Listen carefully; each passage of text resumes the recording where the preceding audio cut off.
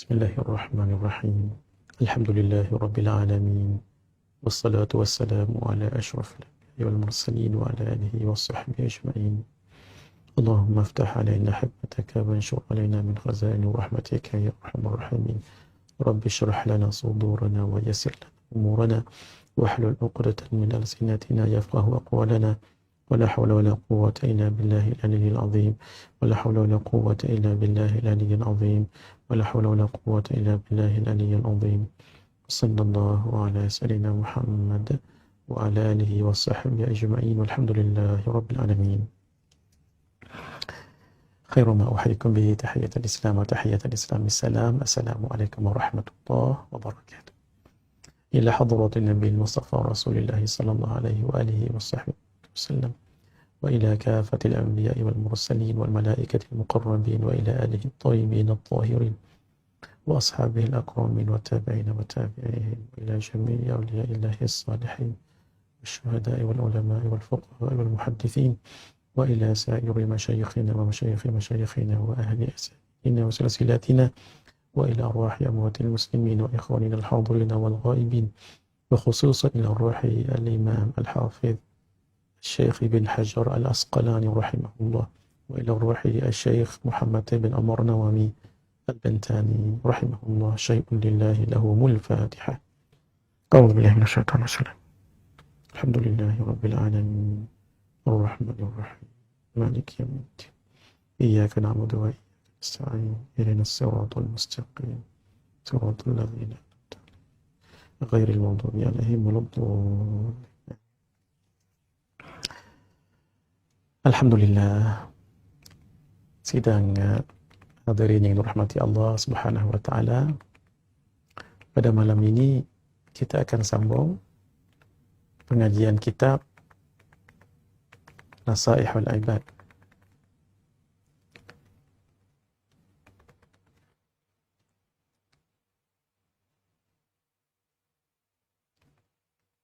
InsyaAllah malam ini kita akan sambung pengajian kitab Nasaihul Ibad yang dikarang oleh Syekh Muhammad Nawawi Al-Bintani Al-Jawi. Beliau mensyarahkan kitab Al-Munabbihat ala al-Isti'dad li Yaumil Ma'ad karangan Al-Imam Al-Hafiz Ibn Hajar Al-Asqalani. Nawaitu ta'alluma wa ta'alim wa tadhakkura wa tadhkir wa naf'a wal intifa' wal ifadata wal istifada wal hatha ala tamassuki bi kitabillah وسنة رسوله صلى الله عليه وآله وصحبه وبارك وسلم والدعاء إلى الهدى والدلالة على خير ابتغاء وجه الله ومرضاته وقربه وثوابه. لا إله إلا الله محمد رسول الله في كل لمحة ونفس عدد نفسه وعلمه. لا إله إلا الله محمد رسول الله في كل لمحة ونفس عدد نفسه. لا إله إلا الله محمد رسول الله في كل لمحة ونفس عدد نفسه. لا إله إلا الله محمد رسول الله في كل لمحة ونفس عدد نفسه. اللهم أنت ربي لا إله إلا أنت خلقتني وأنا عبدك وعليك ما استطعت أعوذ بك من شر ما صنعت وأبوء لك بنعمتك علي وأبوء بذنبي فاغفر لي فإنه لا يغفر الذنوب إلا أنت. أستغفر الله للمؤمنين والمؤمنات أستغفر الله للمؤمنين والمؤمنات أستغفر الله للمؤمنين والمؤمنات. اللهم صل على سيدنا محمد وأنزله المقعد المقرب عندك يوم القيامة. اللهم صل على سيدنا محمد وأنزله المقعد المقرب عندك يوم القيامة. اللهم صل على سيدنا محمد وأنزله المقعد المقرب عندك يوم القيامة. Malam ini kita masih lagi bicarakan bab thunai, maqalah yang mempunyai dua nasihat. Kita sudah masuk ke maqalah yang ke-18. Qala al-musannifu rahimahullah wa nafa'ana bihi wa bi'ulumihi fid daraini amin. Wa qila, dikatakan, man taraka adh-dhunuba raqqa qalbuhu. Sesiapa yang meninggalkan dosa, lembutlah hatinya. Wa man taraka al-harama wa akala al-halala saffat fikratuhu. Sesiapa yang meninggalkan yang haram dan makan yang halal, sucilah maksud beninglah, jernihlah pikirannya. Al-Syekh Muhammad Ibn Umar Nawawi Al-Bantani ketika mensyarahkan apa yang disebutkan oleh Al-Imam Ibn Hajar Al-Asqalani ini, yang dikatakan sesiapa yang meninggalkan dosa, lembutlah hatinya. Hatinya jadi lembut, jadi lunak, sehingga dia dapat menerima nasihat dan merenungnya.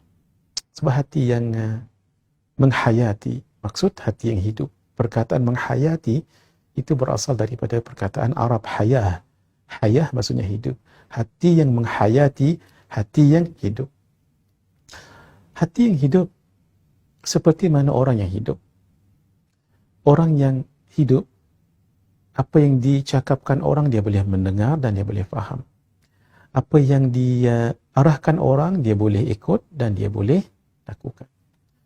Tetapi kalau orang itu mati ataupun meninggal dunia, nasihatlah banyak mana pun, bagilah arahan sebanyak mana pun, berkatalah sepanjang mana pun, dia tidak akan mendengar, dia tidak akan ikut, dia tidak akan react sebab dia sudah mati. Begitu juga orang yang hatinya lembut, dia dapat menerima nasihat, tak marah-marah, dan dia dapat merenung nasihat itu. Dia dengan nasihat, dia dapat renung nasihat itu. Sudah pasti padanya ada kebaikan, nasihat-nasihat yang baik-baik. Sesiapa yang meninggalkan yang haram, maksud yang berkaitan dengan makanan, tidak makan minum yang haram. Pakaian, tidak memakai pakaian yang haram. Dalam arti kata, sumber untuk beli pakaian dia itu bukannya haram, dan pakaian dia sendiri itu pun bukan haram. Maksud, tidak menjolok mata, tidak menutup aurat dengan sempurna. Itu. Dan lain-lain, kiaskan maksud apapun. Dari segi pekerjaan itu halal, dari segi perusahaan itu halal, dari segi pemilikan itu halal. Satu, kalau dia tinggalkan yang haram, maksudnya dia ambilkan yang halal dan makan yang halal. Yang halal ini dua. Satu, dia tak makan yang haram. Kita tahu yang haram itu termasuklah khinzir dan yang lain-lain. Makanan yang tidak disembelih dan lain-lain. Ataupun makanan itu zatnya halal, tetapi daripada sumber yang haram. Umpamanya kerana mencuri, ataupun dibeli daripada duit yang haram. Maka makanan yang tadi itu, walaupun halal, makanan itu halal, tetapi sumbernya itu haram menjadi haram. Demikian juga dengan cara perolehan yang tidak benar, dirampas, dicuri, ataupun tanpa izin dan sebagainya. Kalau dia boleh tinggalkan yang haram, makan yang halal, sucilah, maksud jernihlah fikirannya, maksud hatinya akan tenang, bening, jernih, lembut, dan bersih fikirannya itu terhadap ciptaan Allah. Bila dilihat ciptaan Allah itu, dia akan dapat isyarat yang menunjukkan kekuasaan Allah, qudrah Allah. Allah yang menghidupkan makhluk selepas kematian. Allah yang mematikan makhluk selepas dia hidup. Begitu. Satu, itu qudrah Allah. Yang kedua, keesaan Allah. Kalaulah ada dua Tuhan dalam alam ini, sudah pasti akan berlaku chaos. Tuhan A inginkan si fulan jadi lelaki. Tuhan B inginkan si fulan jadi perempuan. Apa akan jadi? Hatta kalau muwafaqah antara keduanya sekalipun, dua-dua sepakat, okey, separuh lelaki, separuh perempuan, tetap itu menunjukkan kelemahan kedua-duanya. Sebab yang namanya Tuhan itu tidak berhajat kepada yang lain, tidak perlu kepada persepakatan Tuhan lain dan sebagainya. Begitulah alam ini, hanya Allah yang mentadbir, hanya satu-satunya. Sebab itu atur dengan baik, berjalan dengan sangat bagus, dan berfungsi dengan sangat sempurna sekali sebab daripada sumber yang satu, Allah SWT. Dan seluruh alam yang kita lihat ini, alam dalam arti kata makhluk. Makhluk ini termasuklah manusia, jin, hayawan, tumbuh-tumbuhan. Itu adalah makhluk. Tetapi makhluk yang dalam pengertian yang lebih luas, adalah ma siwallah, selain daripada Allah. Semuanya itu kalau kita lihat akan membawa kita untuk satu, mengakui kekuasaan Allah, qudrah Allah, keesaan Allah dan ilmunya Allah. Contoh, makhluk. Allah jadikan siang dan malam itu makhluk. Siang, malam, sejuk, panas, itu makhluk. Berubah. Itu tanda taghayyur, tanda makhluk tu, ciri-ciri makhluk. Sehingga kita, kalau terasa beban melakukan usaha apapun, pada siang hari panas, takkan selama-lamanya panas. Nanti dalam jam-jam tertentu akan redup.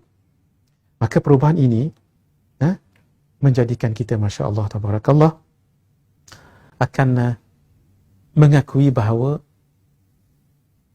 kekuasaan Allah, keesaannya, ilmu Allah. Allah tidak akan menzalimi hambanya. Orang itu tidak boleh tidur pada waktu siang, nanti akan datang malam. Orang itu nak bersukan pada waktu siang, nanti akan hilang malam. Masya Allah. Ini ilmunya Allah Azza wa Jalla. Allah mengetahui. Sebab kalau seorang engineer yang tahu buat kereta, sudah pasti dia tahu skru ni dekat mana, enjin ni bubuh kat mana, lampu ni pasang kat mana, tayar macam mana dia bergerak. Dia tahu setiap pergerakan itu. Sehingga siapapun masuk dalam kereta itu akan senang, akan selesa. Allah Azza wa Jalla sangat mengetahui dalam penciptaannya. Masya Allah, Tabarakallah. Kerana itu Allah tidak akan menzalimi hamba. Ketika orang itu fikirannya itu tenang, bening, semuanya akan lihat ini semua daripada Allah, Allah, Allah, Allah, Allah. Yang kita bicarakan dalam dunia kesufian beberapa malam yang lepas, al-wahdah fil kathrah. Kesatuan, yakni ketunggalan Allah dalam banyak. Maksud, dalam banyak yang kita lihat dekat dunia ini, makhluk-makhluk, siang, malam, pagi, petang, depan, belakang, kiri, kanan, atas, bawah. Demikian dengan suara ini, dengan percakapan ini, Masya Allah, dengan setiap rezeki masing-masing. Orang itu mendapat rezeki daripada Allah. Hatta ulat di dalam batu pun mendapat rezeki daripada Allah. Itu di dalam ilmunya Allah Subhanahu wa ta'ala. Sehingga kita melihat semuanya ini kembali kepada yang satu, iaitu Allah. Itu yang namanya al-wahdah fil kathrah. Melihat ketunggalan Allah, keesaan Allah di dalam banyak ciptaannya. Dan kita akan dibawa kepada satu akidah yang satu lagi, iaitu al-kathrah fil wahdah. Maksud, bila kita menunggalkan Allah, mengesakan Allah dalam sifat, dalam asma, dalam perbuatannya, apapun yang berlaku, yang dibuat dalam dunia ini, semuanya tunggal, datang daripada Allah. Maksudnya, daripada Allah terjadi semuanya. Inilah namanya al-wahdah, al-kathrah fil wahdah. Yang tadi itu al-wahdah fil kathrah. Cuba kita lihat orang yang memikirkan kejadian alam ini, merenung dengan akalnya yang sihat, berfikir dengan fikirannya yang bening, kerana dia tinggalkan yang haram, dia makan yang halal, maka itu membantu dirinya untuk lebih dekat dikurniakan kurniaan Allah Azza wa Jalla. Ketenangan, pertolongan, imdad dan sebagainya. Sehingga dia boleh memikirkan apa yang berlaku di dalam alam ini ada kaitan dengan Allah Azza wa Jalla. Cuba direnung dengan akal, difikirkan dengan fikiran. Proses kejadian manusia. Daripada nutfah air mani, menjadi alaqah, segumpal darah dalam waktu-waktu yang tertentu. Kemudian menjadi mudghah, segumpal daging. Daripadanya akan jadi azam, tulang. Demikian akan menjadi laham, daging, yang membaluti tulang tadi itu. Sehingga nanti akan terhasil uruq, iaitu urat-urat. ataupun a'sab, iaitu saraf-saraf. Proses kejadian manusia yang daripada air mani sahaja berterusan, human embryonic process, sehingga nanti Allah berikan pendengaran sama, kemudian Allah kurniakan basar, penglihatan, demikian a'dha, anggota-anggota yang lain. Siapa yang lakukan ini kalau tidak yang maha mengetahui, yang maha bijaksana, dengan begitu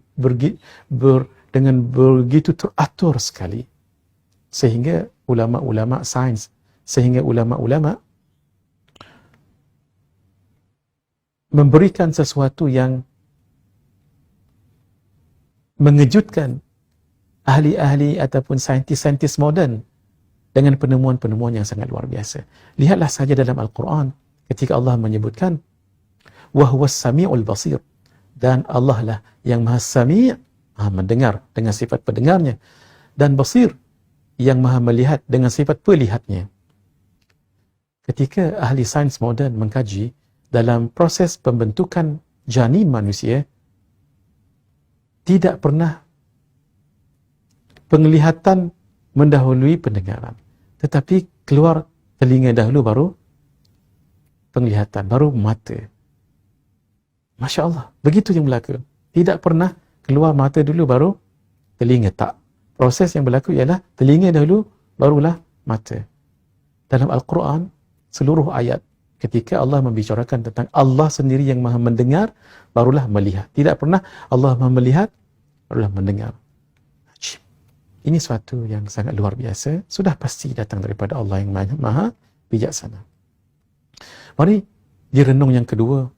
Setelah tadi lengkap janin itu dengan seluruh anggota badannya, ia keluar daripada perut ibu dengan mudah sekali, tidak payah, Masya Allah, tabarakallah.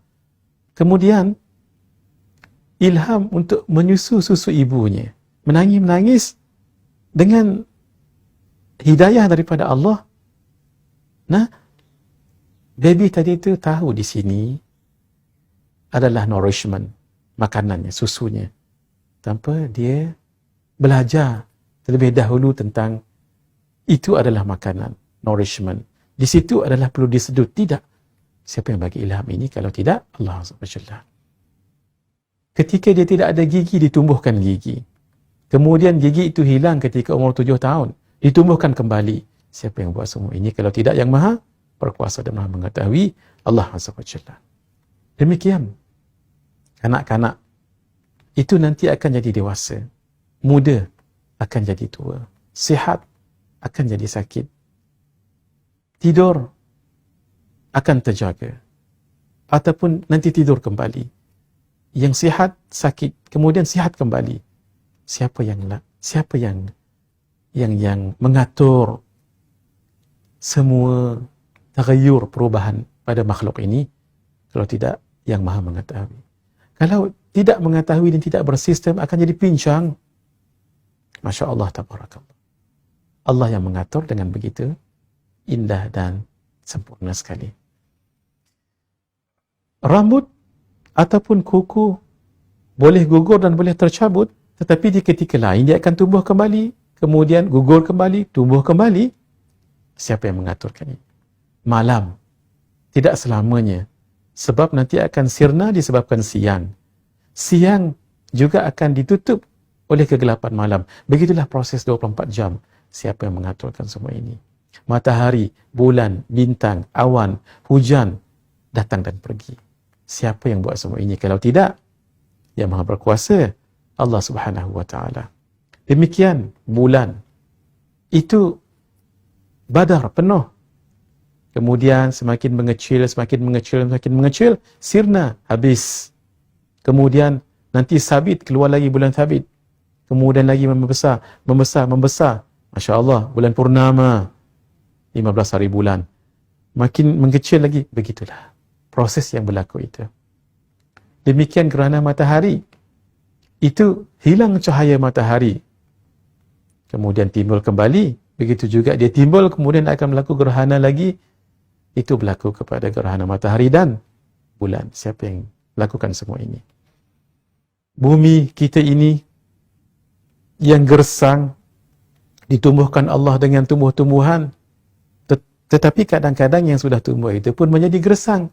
Siapa yang lakukan semua ini kalau tidak Allah Subhanahu wa taala? Hadirin, semua ini proses kejadian diri yang sangat unik. Demikian tumbesaran manusia yang sangat teratur. Demikian peralihan kejadian manusia yang sangat hebat. Pertukaran yang berlaku kepada alam ini yang sangat sistematik. Demikian yang berlaku kepada makhluk-makhluk yang besar. Sangat terurus. Siapa yang mengaturkan semua ini? Siapa yang menguruskan semua ini? Siapakah yang mampu melakukan semua ini kalau tidak Allah Azza wa Jalla yang Maha Berkuasa? Kerana itu,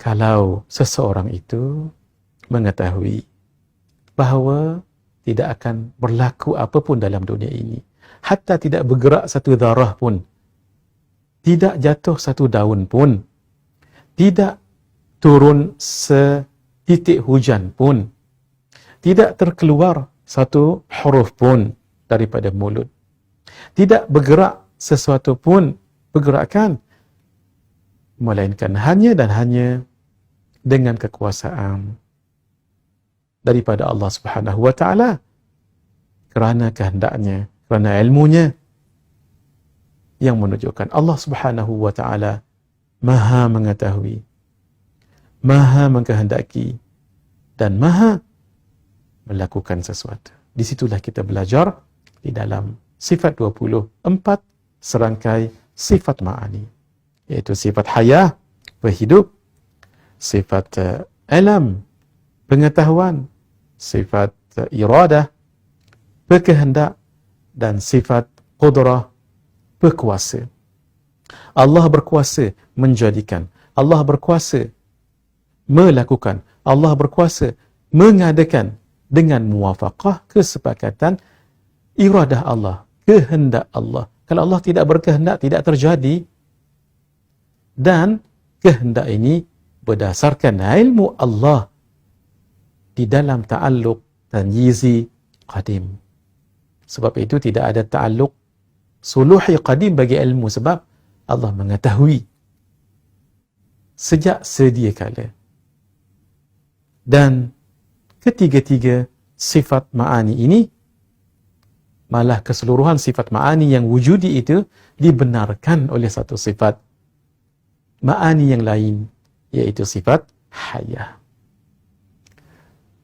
Kita belajar tauhid untuk mengenal Allah, untuk tahu Allah, dan mantapkan pengenalan ini, pengetahuan ini, dengan kita rasakan keberadaan Allah, rasakan kewujudan Allah, rasakan kemahakuasaan Allah, rasakan keesaan Allah dengan satu ilmu, iaitu ilmu tasawuf.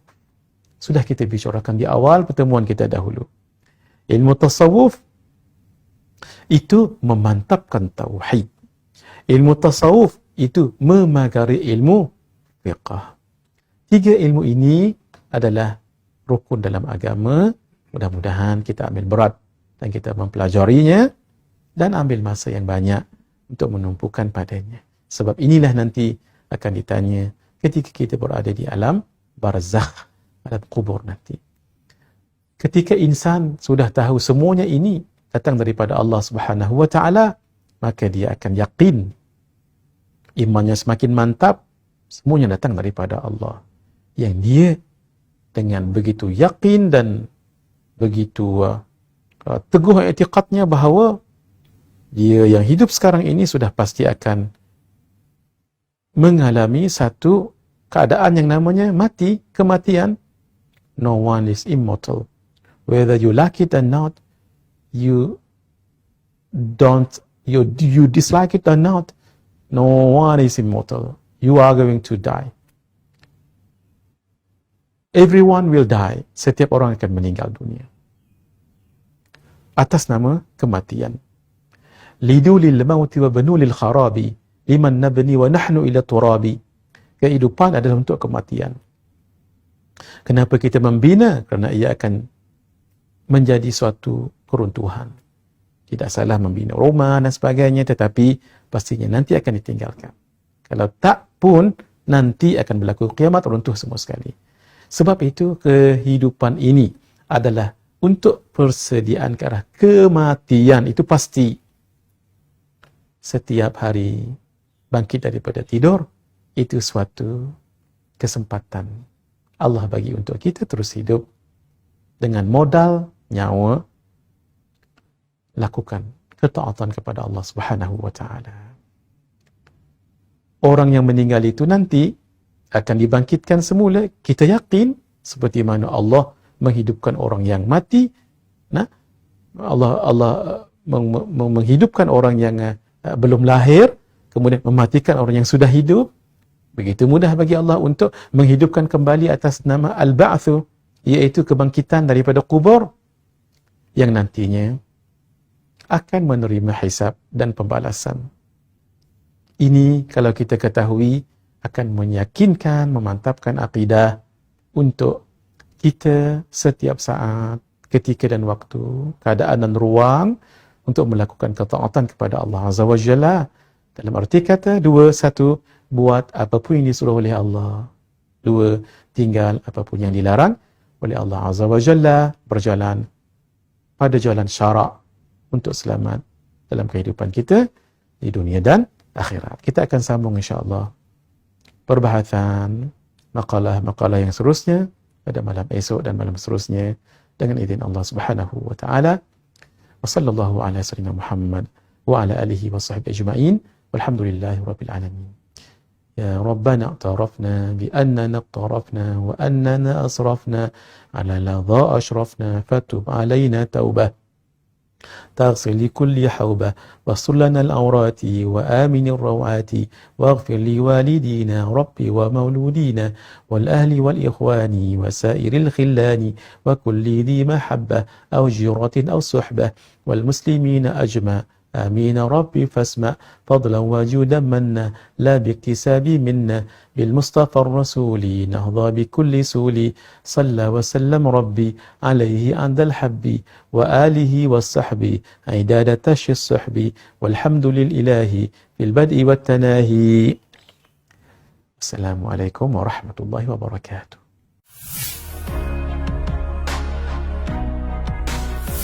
Assalamualaikum warahmatullahi wabarakatuh. Hadirin yang dirahmati Allah, untuk daurah kitab Hidayatus Salikin yang akan kita lakukan dan adakan pada bulan 7 nanti, tentang kitab yang akan kita kupaskan adalah kitab Hidayatus Salikin fi Suluki Maslakil Muttaqin. Kitab ini asalnya adalah daripada kitab berbahasa Arab, iaitu Bidayatul Hidayah karangan Hujjatul Islam wa Barakatil Anam Zainuddin Abi Hamid ibn Muhammad ibn Muhammad Al-Ghazali yang meninggal pada tahun 505 Hijriyah. Masya Allah, bermakna kitab ini sudah 937 tahun umurnya, kitab Bidayatul Hidayah ini. Sangat barakah. Syekh Abdul Samad Al-Falimbani,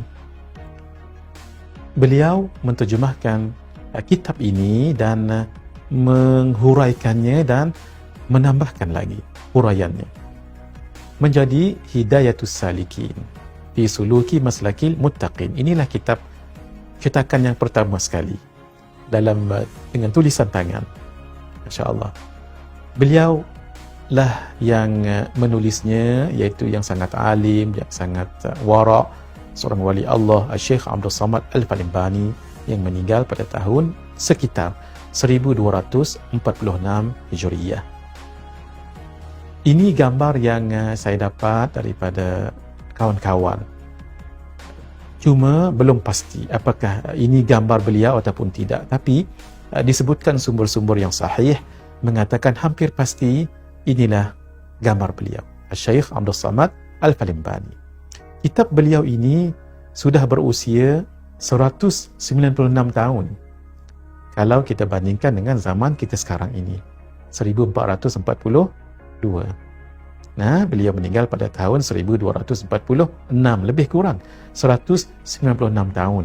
Kitab Hidayatus Salikin yang akan kita pelajari ini, barakahnya Masya Allah, tabarakallah. Guru kami Syekh Ahmad Fahmi Zamzam Al-Banjari An-Nadubi Al-Maliki menulis kembali dan mentahqiqkan dengan tulisan Jawi. Dan selepas itu, beliau dengan usahanya melihat zaman sekarang ini ramai orang yang inginkan untuk dibahasa Melayukan ataupun ditulis dalam bahasa Melayu Romanized. Ke beliau lakukan, Masya Allah, jadilah inilah kitab yang terbaru yang akan kita bahaskan nanti, yang ditulis, ditahqiq oleh guru kami yang mulia Syekh Ahmad Fahmi Zamzam Al-Banjari An-Nadawi Al-Maliki hafizahullahu rahmatan wasi'ah.